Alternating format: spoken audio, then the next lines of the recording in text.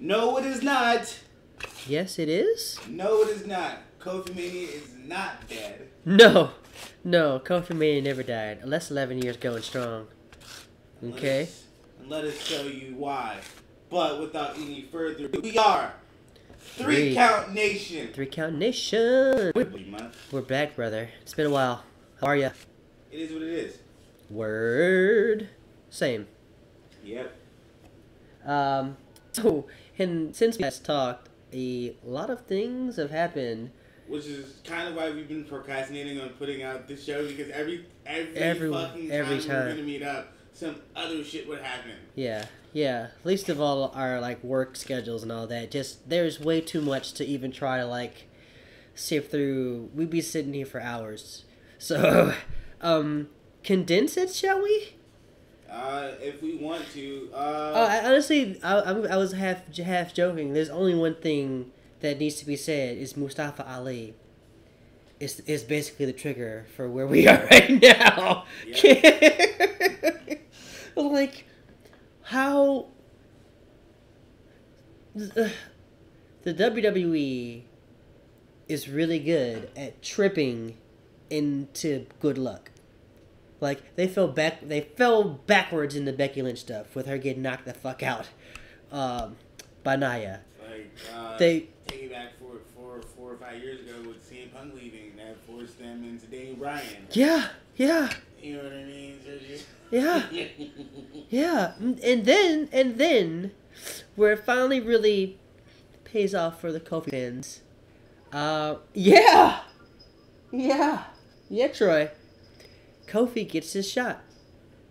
And did you watch the Gauntlet match? Yeah. Whew. I couldn't believe what I was seeing. I was like, wait a second. Are they? And then once he beat Daniel Bryan, I was like, oh, he just pinned the WWE champion in the middle of the Gauntlet match. And first. And then was Samoa Joe next? Yeah. It was Jeff Hardy. Then Samoa Joe came back and got work, get him back so they could actually have a competitive match. Mm-hmm. And then he ended up tapping out to the cat rush. But before, like, we said that, I wanted no parts of that. He's like, nah, I've been waiting 11 years, bruh. That was when I was like, oh shit, we got something. I'm like, I was watching SmackDown because I always want to make sure that I've watched the show so we can talk about it on here and Nerfic Strangers, because I watch the shows. I report on what I see, so I'm watching it, but only to watch it as, like, objectively, not necessarily invested. Because I haven't felt invested by anything besides, to a lesser extent, the Becky Lynch stuff. But then, when Kofi said I've been waiting 11 years, it was like, not little. I was in my early 20s, I think, when Kofi really took off again for me, when I started watching wrestling, like, heavy. But, like, I remember watching Kofi, too, also when I was in college. Like, yes, I'm with this man. And, like, I always felt like he was never given his due. And then here we are in 2019, and all of a sudden I'm seeing him actually invest. He's like, you have to be invested now, because if everybody knows Kofi Kingston. If you've been watching wrestling for the last 11 years, like, you're kind of in two generations of, like, the young kids who have been watching him from Air Boom to now know him, but, like, don't know, like, younger him when he was doing Intercontinental title, like, runs and whatnot. And the stuff with Randy Orton, which kind of derailed him. Like, he's had some solid runs. People can argue whatever because his United States title stuff was kind of meh, and the way he lost to Dean Ambrose, I'm still. We don't talk about that. We don't talk about that. Yeah, that was that Shield. That was that Shield push, heavy in the making. So I went from being defended often to what? What was it? 8 times in 353 days. Yeah. Mm-hmm. Anywho. Yeah. Anyway, so Kofi Kingston kind of has the distinction of always being in the game and being kind of near the top, but never getting to actually scratch the top. Because honestly, my fuck you WWE moment is when he was supposed to be in the Elimination Chamber with, what year is that? I can't remember the year that was, but Edge took his spot. Oh, right. And that just brutally beat the fuck out of him. And I was like, wait a second. You can just do that? More people should do that. Like, oh, I want to be in this title match. Guess I'll beat the fuck out of this dude who's in the match before he gets in his pod, and then I'll just step in his pod. Like that. I don't know why they're doing that enough. That would get so many people over more with heat. Yeah, right. Really like good. at least, well, I mean, at least. If say what you like saying that is like at least they don't pull shit like that unless it's very rare. So it's like it happens and it's gone and you don't think about it, but it happened and it's a good way to get heat. Like it's very old school. Like I'm going to fuck you up and then take your spot. Yeah. I mean we even saw with Sami Zayn taking Ty Dillinger's spot in the Rumble. So that was good. That was really yeah. good. Everyone was like. Here comes 10. 10, yeah. That was perfect. But yeah, he didn't come out. You got Sammy little dancing, and then like he took the spot. So Ty Dillinger never was eliminated from the Royal Rumble, or he just never got to be in it. We don't know. Is he on the long list of people who never actually lost the Royal Rumble? Yes. Yeah, because he made a comment about it. And then Curtis actually replied, he's like, "You're not the only one." It was like, join that line, pal. Yeah. But we're finally getting to see Kofi's push. And let's kind of backtrack to another part of the story as well. The Vince McMahon. Okay, let's go back further. Remember when McMahon said they're going to be not a part of storylines anymore? Huh? Yeah.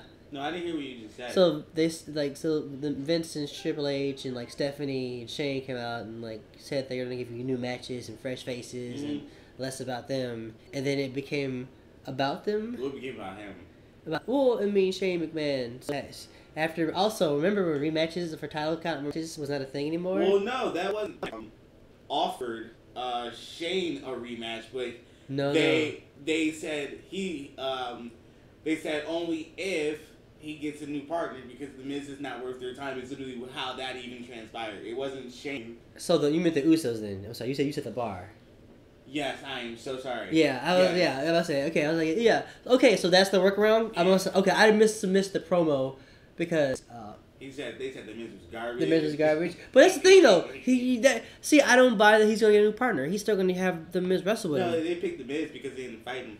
Yeah, so it's still a rematch. Like, Shane still made a rematch, even though it's like a McMahon. Listen, a McMahon made a title rematch after saying specifically that title rematches are no longer guaranteed. Automatic rematches. It wasn't automatic. It was a different type. You know what? It sounds like a loophole. It's lawyer speak. Double lawyer speak. Are you over here defending that bullshit? It works. I am not a fan of this. Also, I told you I wanted the Shane McMahon Miz thing to end before it started. I mean, and now it looks like we're going to have it looks like whatever happens at that same, probably going to end up with him having a match at WrestleMania. Would you rather have Daniel Bryan versus Miz or Daniel Bryan versus Kofi?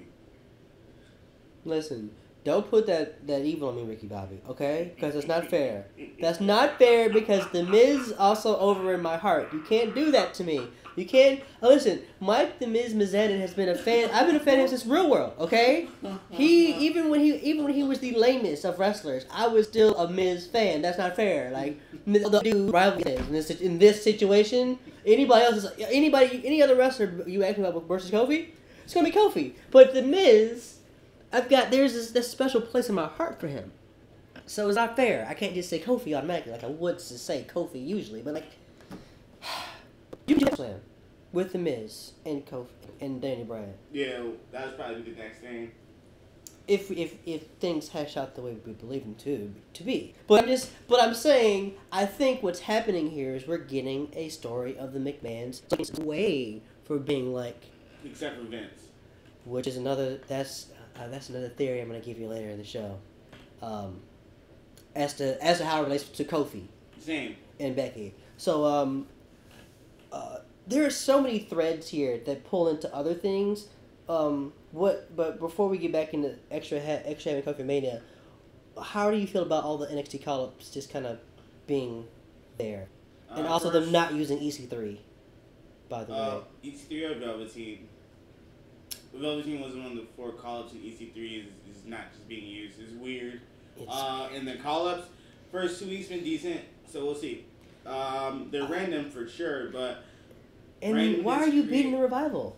Like, why are they all getting to beat your tech champions? Beating the Revival. Heels could lose. Heels could lose on TV matches, but they gotta win the pay-per-view. Shut your mouth, Bruce Pritchard. Okay? I'm sorry. That is so old school thinking to me. I don't think that's a good call when they just won them. If they had had some time to actually build as like big time jerks as heel wrestlers, but they haven't. They won. They literally just won the tag team titles, and then they're getting their ass beat on SmackDown. On Raw, 2 weeks gunning by both teams. It's not a good look. It's not a look for the Rival. I'm sorry. I'm not sorry. That's just I'm sorry. I was like, no, I'm not sorry. That's not how that should be booked when you're a tag team champion. You just won. I don't care how good have them wrestle somebody else. That shouldn't be wrestling tag team champions. Why are you? That was weird. And then I realized something, that Raw doesn't have many tag teams besides Heavy Machinery, the Ascension, and then they're not fully back yet. Oh right. Yeah. He's got a few months still before he comes back. So Tyler Breeze is on the main event. That's where he's wrestling right now. Oh yeah, true. Yeah. And then Akam is not Akam. It's the other one. Razor is the one who's on the shelf. So he's down. So who they got? That goes to show you how they are at developing tag team Raw, because I'm still asking where's fucking Sandy? Like, yet to be used. And the Good Brothers are also. Oh wait, the Good Brothers are on they're on SmackDown.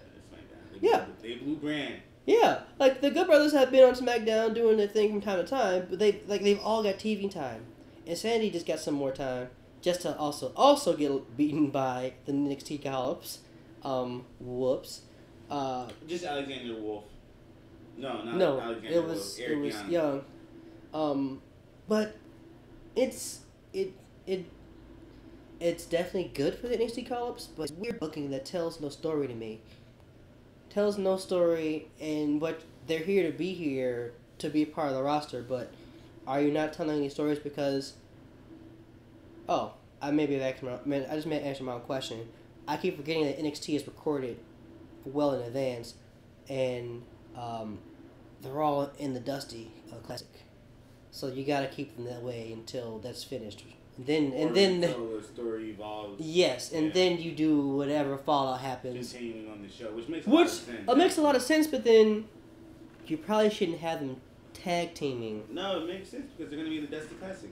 So why not have a way to immediately promote the NXT? Oh yeah, show? I think I was working backwards. Yeah.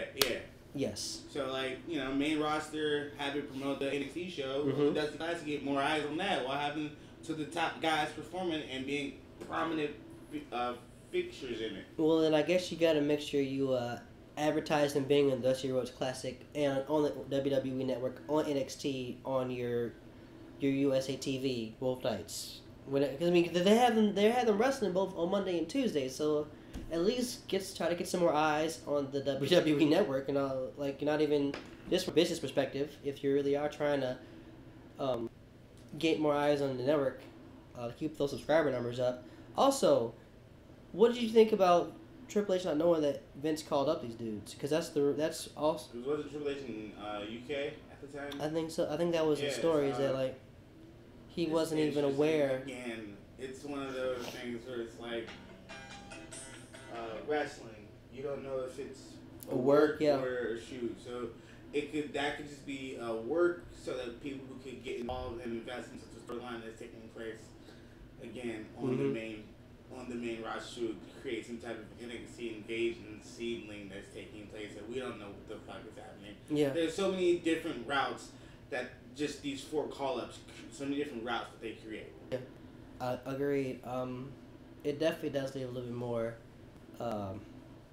makes you cautious about what you're seeing on television.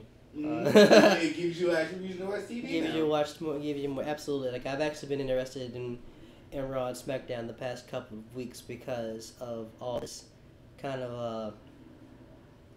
Also, the rumors mill's kind of been drying up because of all the change going on what's within the WWE company.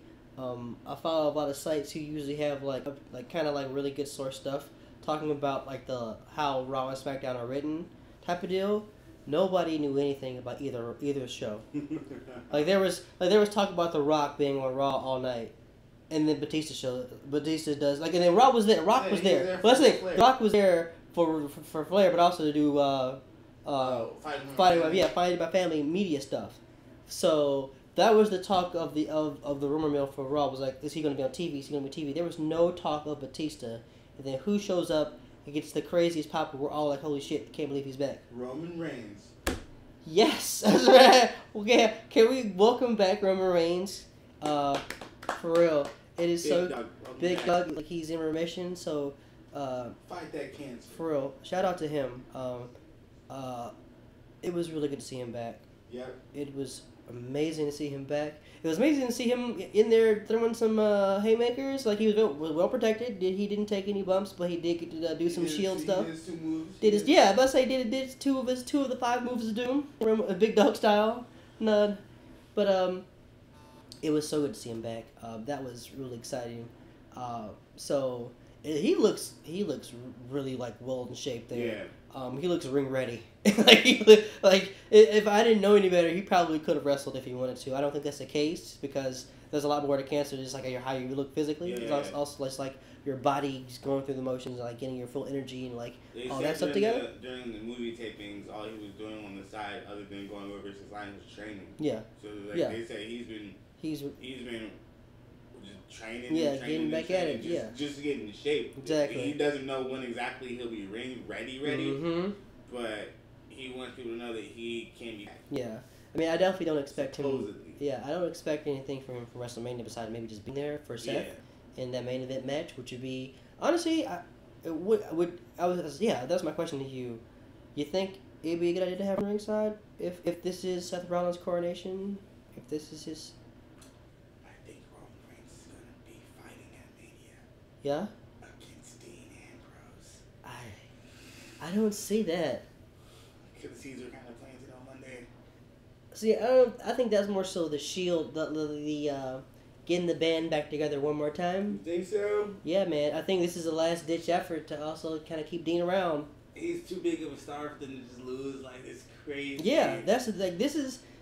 Dean Ambrose can go wherever the hell he wants as soon as that contract is up. Hollywood. Yeah. He can go to Hollywood. He can go to any wrestling promotion. The man can do anything. Anything. So, with the timetable of Roman being back like this, Dean is very close to Roman. Roman is kind of if there's somebody there to kind of keep Dean there, I see it as Roman Reigns. Their relationship, even on screen, but even what you hear behind the scenes, is so authentic and so real. Like they're legitimately brothers. Yeah, all 3 of them. All 3 of them. Yeah, all 3 of them especially. But it seems like him and Roman too. Like because of what we saw when Seth was like the heel, like they were always that tight. So and on TV, Roman always was the one who calmed Dean. Like he was always a peacemaker. So he's never fought Dean, which is why I don't see that happening.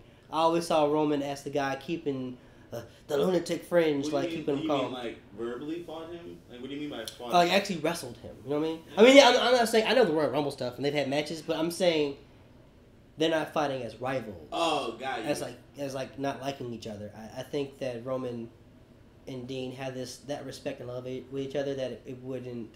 And Seth and Dean, literally, their dynamic goes on one of them being the bad guy, the other one being the good guy. Like, that's just how. Exactly. So, Roman's the one who actually is chaotic neutral as opposed to of the Shield. So I think that's why I don't see that much happening.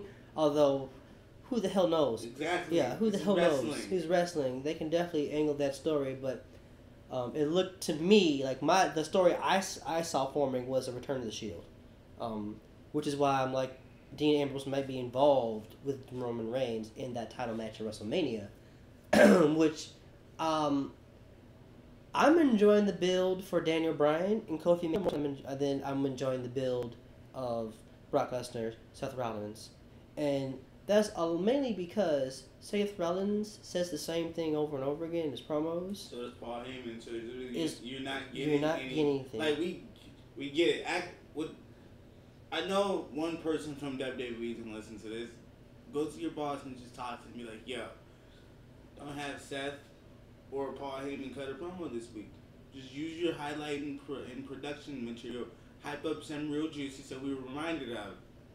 That's it. Or at least let them have one face to face something. Probably after Fastlane. I don't, and that's the thing that sucks. How many weeks away are we from Fastlane? 1.5. Fastlane's that for us? Oh, I'm tweaking. I thought we had like 2 weeks, 3 weeks. I really thought we had more time. Because when is WWE Fastlane? I was under the understanding. I thought it was. I was under the understanding that Fastlane was in 2 weeks, 3 weeks at the most. So I didn't think that we were gonna have. Yeah, March 10th. On Mom's birthday. Today's the last day of February. Yeah. So. Oh yeah, dude. Yeah. I keep forgetting how short February is. Yeah. So I tweaked. I guess it's still not. There still needs to be something in between here. Now in Fastlane, unless like you said, get your best promo guys, your best production guys, and cut splice. Well, we all know Legend's not going to be at Fastlane, so what's the point of creating a build for that when you use it to promote wrestling matches at Fastlane? So what we're saying is, the Universal title is being hyped way less than the WWE title, which is the way it should be. Can you believe the shade that Brock Lesnar has brought upon the Universal title? I'm not saying that he did it on purpose. It's just that he's a box office draw, so you don't have him on every show. I get that, but in terms of what Roman Reigns made the Universal title, when he had it meant more. It would be different. It was solidified as the main title above the WWE title. It would be different if the WWE utilized the mid card better. Yeah, that's still an issue. Yeah. Remember when Lesnar was the WWE champion and he still was on like taking the breaks and only showing the big pay-per-views. Mm-hmm. We didn't really have this issue of title representation or misrepresentation like this because they were actually utilizing the mid card title. There was an open challenge and a heel holding the other title. Yeah. Yes.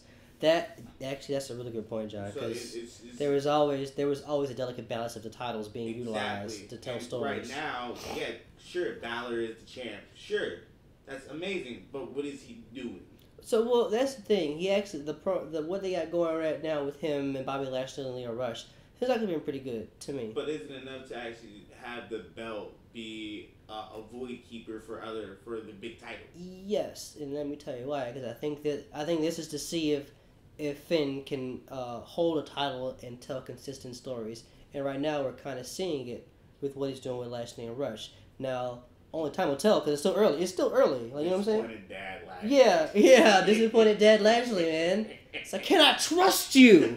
It's like, holy shit. I mean, it would be worse if you just whooped his ass again. It would have been like, okay, Bobby. Like, here's the other thing. Remember when Bobby Lashley first came back as this smiling babyface? It was the shit. That was weird. And Sami Zayn had to do all that just boring heel shit. Neither one of them looked good in it. That was just bad writing. That wasn't on either one of the talents. That was bad writing. Here we are now, and Bobby Lashley is good. And that's what did we say? Bobby Lashley. Man. Lashley. Listen, Leo Rush. Once he's entered the fold and been the main man talking for Lashley, we've now seen Lashley kind of organically become a lot better. I'm seeing the Lashley from Impact. Yes. That's the Lashley I'm seeing now because he has somebody well to play off of. Like in Impact, everybody was given the chance to kind of do their own type of beat themselves. No micromanagement. Exactly. Whereas in WWE, that's not the same thing. So here we are. This is where we are. Where okay, everything is micromanaged. But when you have somebody as good as Leo Rush on the mic, you make up with that, and finally we got disappointed. Dad Lashley is A1, because you're still afraid of him, but also you kind of not. Because he wants you to still be in his corner, but also he will beat the shit out of you if you're not in his corner. So you better fucking get your shit together right now, Leo Rush.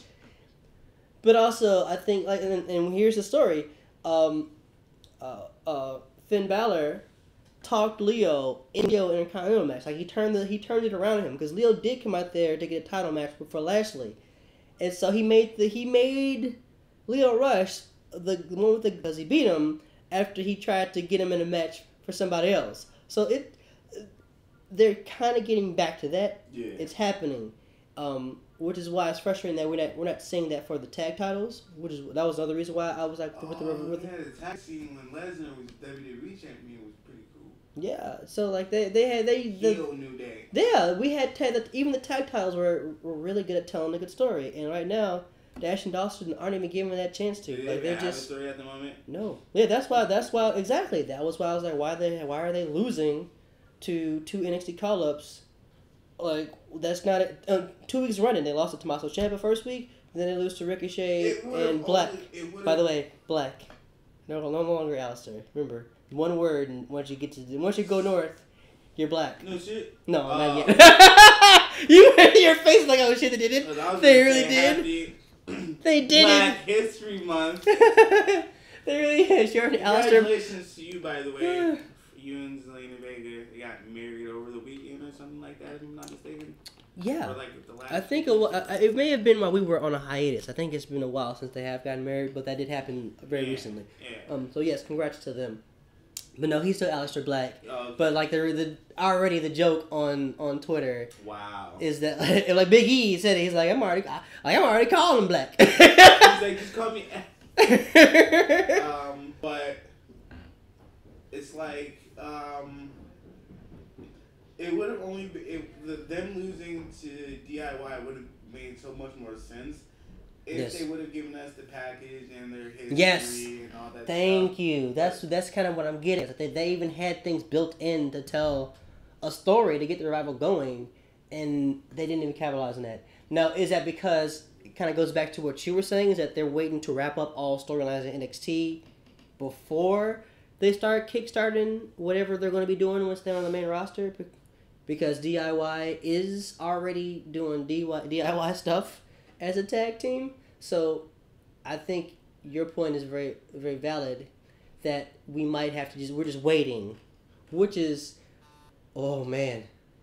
I'm also watching the Velveteen Dream match for the title because I missed it. And so I have to see this. Oh, big elbow drop off the top rope. Johnny Gargano is now your former NXT North American champion. And Velveteen Dream is your new NXT North American champion. Awesome. Oh, man.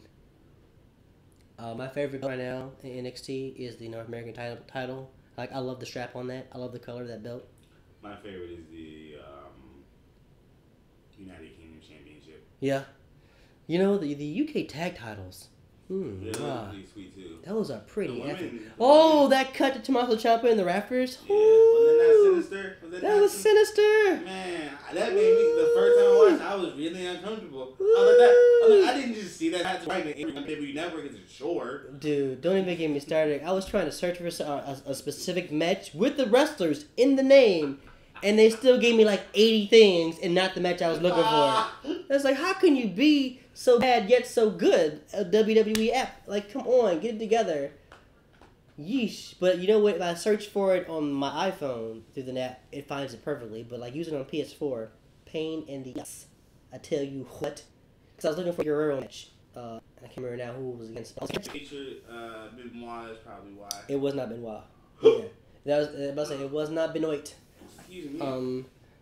But if we're just waiting for storylines like this one where Gargano's no longer the NXT champion, like there you go, which is weird because like Velveteen had to give the belt back to him. It's like when you go to it's like you gotta go around with this. Like this is recorded already. So here, you just hold on to this, but like you already know you're not the champion, right? Just keep it safe. Just keep it safe. Just keep it safe. Like make sure you shine it very well. So there's that. Let's get to the meat and potatoes though. KOFIMANIA. Having Vince McMahon come out and pull the I need somebody to showcase somebody who knows, Kofi Kingston has been a million-time tag team champion. He's with one of the most over teams.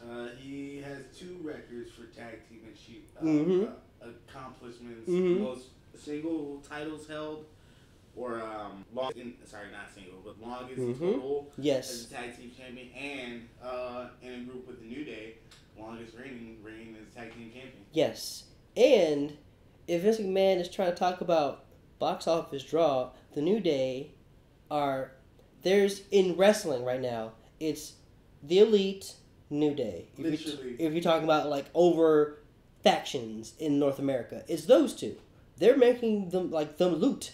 Like, you can't turn your head without saying Xavier Woods doing something, or Kofi Kingston having good matches, or Big E on social media being a fool. Like, they are over in all forms of all things that WWE wants people to be over in to market them.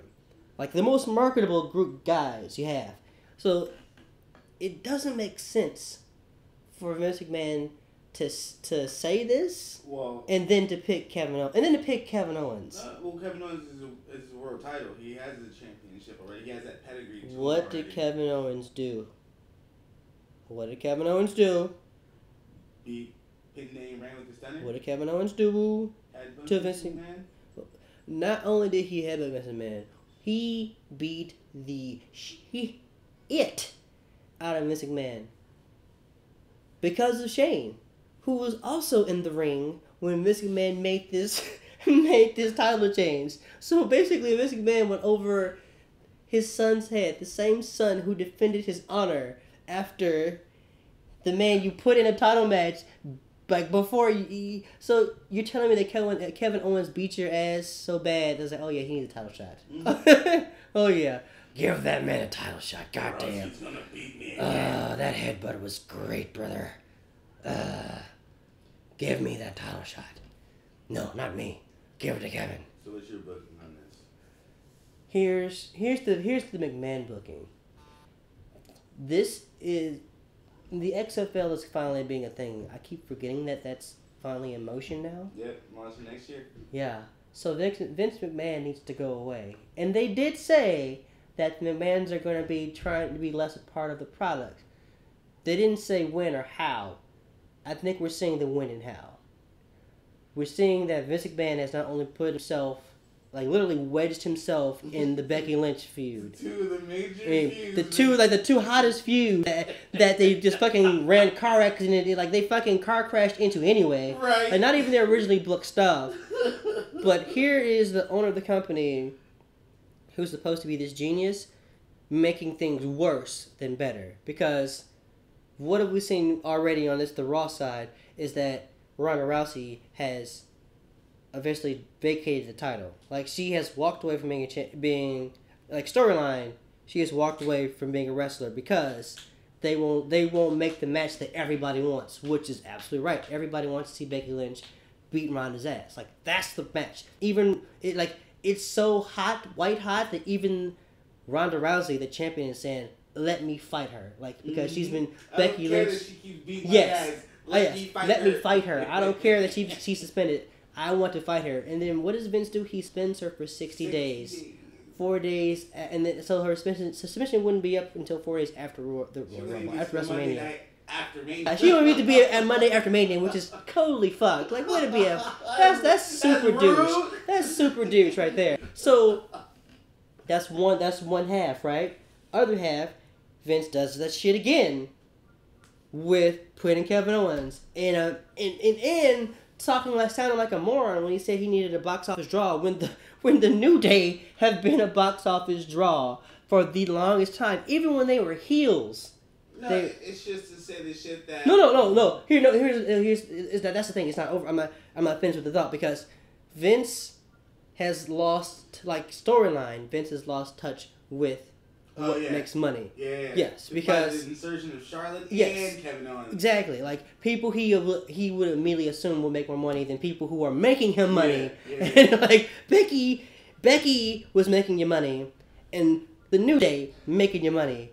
but you don't want them in your hottest feuds. That doesn't make sense, especially when the fans also want it. So this is the second part of this man looks really bad because on both brands now Shane and Stephanie are like, hold on, why are you getting involved in this?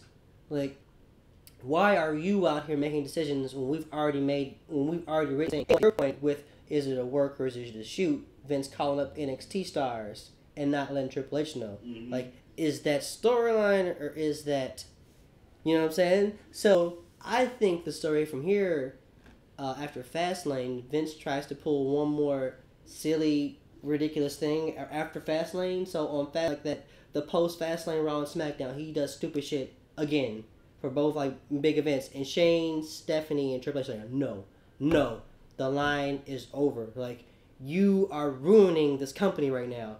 And they do that whole like hostile takeover thing. Because if you look at the way it's been Stephanie McMahon and Triple H have both been written over the past 2 weeks, they've both been faces. That was the tip to me.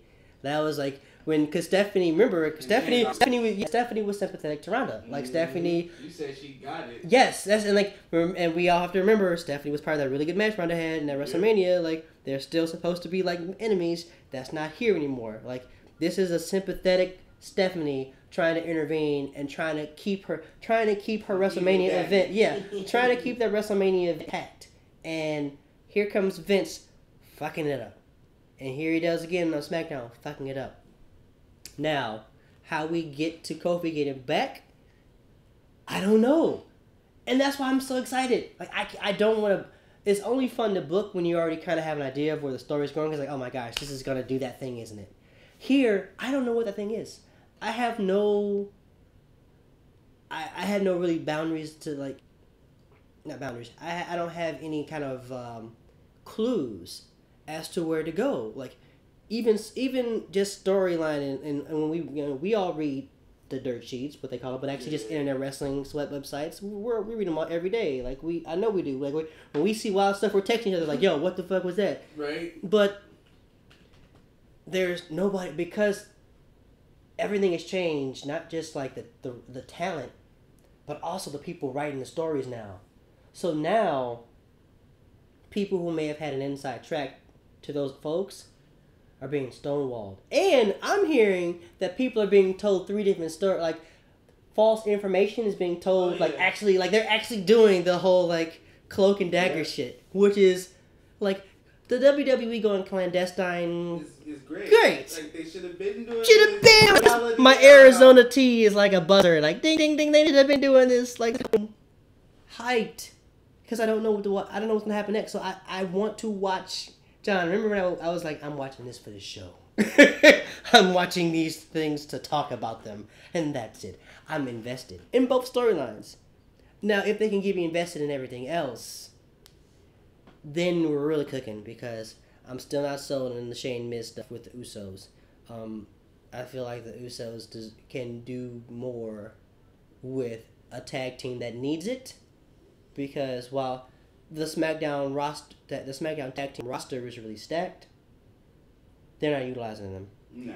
Let the Usos get like a 3-match story like they did with the New Day. Like we got 3 solid pay-per-views with the New Day and Usos, and then culminating with the Hell in a Cell match was like, whoo, opener, dude. What an opener! Like, that's how you like. That's up there with my favorite. Like, if I need to go back and watch some of my favorite openers, but that's up there in terms of like opening a show and being just that damn good. One of my favorites is WrestleMania from 2018 with the Intercontinental Triple Threat match. Ooh, who was in that? Rollins, Balor, and Miz. Yeah, that was good shit. That's one of my favorites. So is that your take? Yes, that's where I'm like my take is that I don't have a definitive take but my one negative take is that this is the setup for getting Vince out so he can go do his football thing. Yeah. So here's my KOFIMANIA lives on tirade, right? Mm-hmm. So we know now that Kofi is out of the main event and Fastlane was replaced with Kevin Owens. So I believe in the main event at Fastlane, Kofi Kingston comes out and just starts attacking Bryan. Yeah. Starts attacking Bryan, and then Owens is gonna be like, "Yo, what the fuck?" And he's gonna try to like fight him off on Kofi gonna snap his ass with an SOS, and then he just loses his shit, and then like Rowan comes out and just clobbers, just beats the fuck out of Kofi, just beats his ass, and like we don't see Kofi for a few weeks, and then like about 3 weeks prior to WrestleMania, he shows back up. And then they really start rallying for this KOFIMANIA thing. They really start hyping it up. They get the match at Mania. He doesn't win because Eric Rowan gets involved again and just beats his ass. Just Big E tries to help, no avail. Xavier tries to help, no avail. Wait, you're saying this is gonna go to the next review? This is gonna go for a minute. And now Kofi begins to explain shit, right? He's like, I've been pursuing this for 11 years. I've done everything. There are 2 things in which I haven't done. I haven't won, or 3 things. I haven't won the Royal Rumble, haven't won Money in the Bank, and I haven't won a WWE Championship. He gets the Money in the Bank. He finally wins. He finally wins Money in the Bank. And he cashes it in at SummerSlam. And that's how he gets it over Daniel Bryan. I like half of that, because I think you're onto something with him coming in and fucking up the match. I think, because I was really like, oh shit, that's a cool plot, that's a cool premise. I didn't expect you to have it going beyond WrestleMania. Here's how I want to use. Okay. Here's why I want to use your story to kind of thread into my Vince McMahon story. I think Kofi does that, but he does it with the New Day, and they're so over that they're gonna like screw up the match, that they'll still be over screwing up the match, and so what's gonna end up happening is like the New Day they're gonna destroy both of them, and Vince is gonna come out and suspend the New Day, like he did Becky, all the way off of WrestleMania. So not only are the New Day no longer, they just aren't even in WrestleMania. And that's ridiculous, because what do we know about the New Day? They're the hottest piece of property that the WWE have, and they've hosted the WrestleMania. Name an active wrestler that hosted WrestleMania.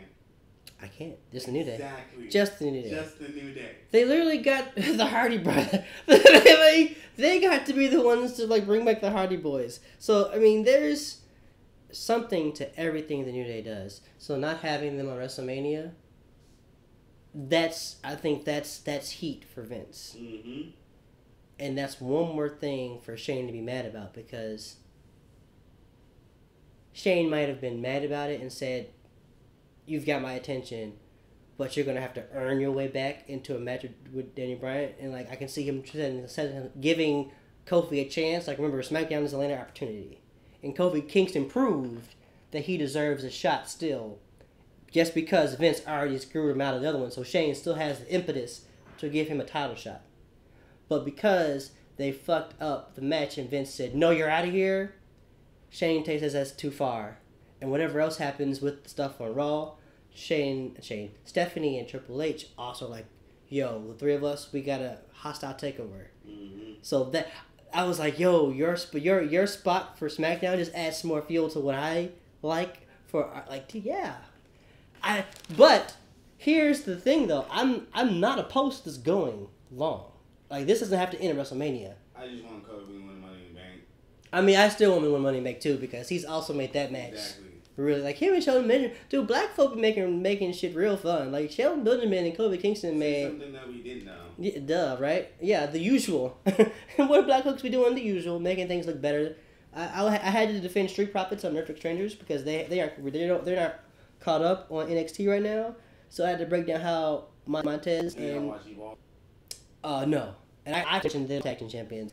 So that's me. But I was more so talking about how over they are, because how entertaining they are, and how much, because we got a fan question about our favorite black wrestlers, and so we ended up getting into the present, and I was like, Street Profits are way better than Crime Time.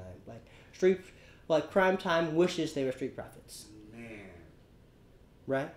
Alright. That's all I gotta say about that. How's our TikTok looking there? I can give my final thought just on. We got 12 minutes. Okay. We got time. Yeah. I'll say this about KOFIMANIA. It's about damn time, but also we're finally seeing change in WWE in terms of Finn Balor versus Lio Rush was a match, and it was a good match. Okay. Did you ever watch Lio Rush shit outside of WWE? Yeah, dude, I watched that CZW match where he get powerbombed and like get popped right back up. So yeah, I am. That's the thing. Like Lio Rush doesn't just need to wrestle small dudes. He can wrestle anybody. Yeah. Just let him wrestle. No, I'm just saying, like, a lot of people are like, man, that match was good. Wow. Mine was like, I really don't know what you expected from these. No, it's less about how good the match was. It's just the fact that it's a matchup we haven't seen on Raw, on Raw, in the WWE. Like, they have they kept saying new matches, new faces, yet we kept still seeing some of the same wrestler. Like, tell me why I was still watching Baron Corbin wrestling Braun Strowman. I want to talk about that. Exactly. That stopped being a thing. Now, it didn't sort of stop being a thing because it happened again, which is why it's like for 2 steps forward, 3 steps back. It's Reigns' fault, actually, for that one. Think so? They gotta get Baron. The big dog in the car. Yeah, so they can feed Baron to him.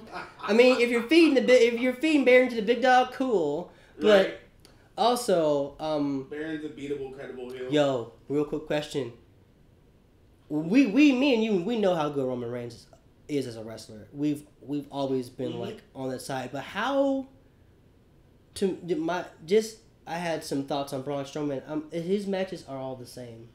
Yeah, we've had a discussion. Yeah. And it's amazing how much better Roman Reigns made. No, like we had this discussion. I'm just like more so reconfirming it because even the matches he's had with some of the better wrestlers like Braun has had, they still haven't matched the quality that him and Roman had. So peep this, right? I've noticed this about Strowman is that the more matches he has with the same person, the better they get. But unless they don't involve any destruction, shenanigans, properties, you don't get to see Strowman at his true peak. Yes. Like he can go in the ring. But that's not what makes him special. Yeah. So like the shit with with Baron, it's not bad at all. It's literally an agile, speedy horse fight. Yeah. You can't get everywhere. Yeah. But the thing is, you can't keep seeing it over and over again because you've seen it enough. Like Baron and Braun have the same style. Like, they don't switch things up. So you're going to see the deep six. You're going to see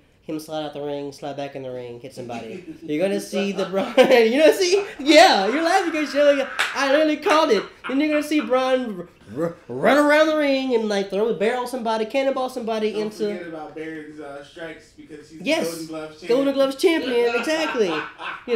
Braun's gonna roar and throw somebody over the ring, and then stand there and pose while whoever else is on the ground selling. Guess when they pop right back up. 16 minutes of TV time gone now. with all the moves we called, literally. So that's the thing. When we're talking about Lio Rush, Finn Balor, you can see that match 3 different times and it'll probably be different each time. Yeah. You know what I'm saying? You can switch the dynamic and have heel Balor, face Rush. Boy. Get more of the aerial rush and less about him just doing his heel runaway stuff. Yeah, that's the thing. There's so much. The talent is dynamic enough to give you different things, and we're finally seeing it. I'm waiting for the most in WWE on the main roster, bro. And this is going to be probably going to be match of the year if it ever happens. Lio Rush versus Ricochet. Yes. They had a fight in PWG. Yeah, I saw that. Yeah, I didn't know that was a thing. I saw the clips of that. I want to check that whole match out. I got to track that down. Dude, Lio Rush versus Rey Mysterio. Lio Rush versus El Elio. Dude. Don't do that. Nah. You want that. You want that so bad. A lot. Yeah. So we need gold for that shit. Yo, see, there are so many great things that are in the future for us, hopefully. And I think that KOFIMANIA is what can kind of bring that to fruition. If they really truly believe in Kofi And gosh, I hope they do. Thank you, AEW. Yeah! Yes! Listen, I know I was going to try to go the whole show without saying it, but AEW became a thing, and all of a sudden the WWE was like, well, fuck. Oh, shit. Goddamn, pal! They mean business. We gotta step it up. We gotta step it up. Maybe I ought to go do this football thing full time. Let the son-in-law really sink his teeth into the network, into both brands. Like, how could you not how could, like, you have to respond. You had to respond. And what we're seeing here is the plans change theme is really working in the WWE's favor. Yeah. They got 2.5 really hot angles right now. Yeah. I'm saying 0.5 because the Brock and Rollins shit isn't gonna pick up until fast. Yeah, and if it doesn't do enough, that 0.5 ain't gonna go nowhere. Yeah, low tier. Bro, low tier until Ambrose and Reigns show up to help him win. And then you're invested, but that's like the last 5 minutes. We know how Heyman and Rollins can It's the go. same thing. Yeah, so it's the same thing. We had when we had Bad Guy Rollins and Lesnar do their street talk at Battlegrounds in 2015. Mm-hmm. Yeah. So it can happen. They're just slow building into that thing. Well, final thoughts from you, big dog?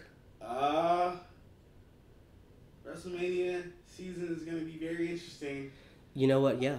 2.5 is better than 2.5 is better than nothing because I'm actually that's a really good number for me. Like I want more to be invested. Remember last year for me it was just one. Yeah. It was just that triple threat match to open the show. Yep. But also don't forget WrestleMania weekend with like AEW now thing. We have no idea if they're going to be a part of WrestleMania weekend in New York. So I don't think they will because they have so much of just all the other talent is already booked for all the other shows. If they show up, if they just show up to be a part of those shows, that'd be dope. But I think they're honestly. So the discussion online was that they're not going to overshadow the WrestleMania. That they're going to let WrestleMania just do its thing, which I think is a smart move. In my opinion, I think you don't do that.